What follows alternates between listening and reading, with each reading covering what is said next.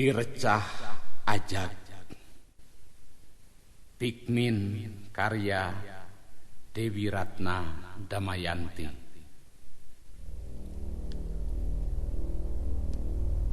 Tiisuk jedur tepi ka sore jeder, apung-apungan nyorang jalan, tulang asa rapluk caroplok, jog ka sisi lapang, hayang reureuh tuluy nyang saya kana lahunan jukut di baturan simpe. Bulan geus moncoro, beuki lila peuting bet ngajega, siga buta nu rek ngrekep. Tapi dagesirna kasieun, leungit kapeurih nu sok nurihan saban peuting, seuri kari tapakna.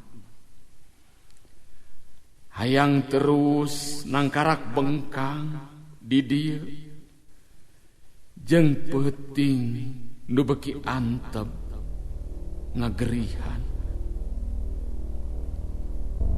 Tinggurilap cahya beureum ningker, netep seukeut ratusan ajag nyang gereng nembongkeun sihung.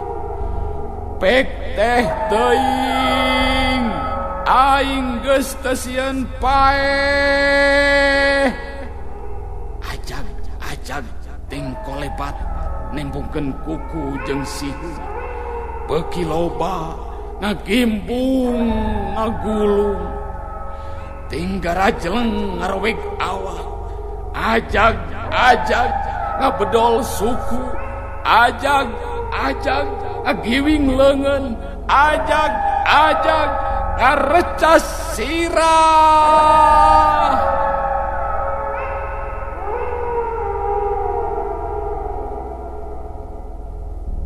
Pung nyawa mangprung ninggalkeun raga nu pasiksa,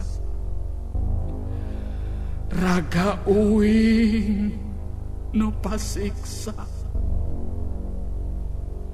Kasorot cahya bulan nu ngempur beureum,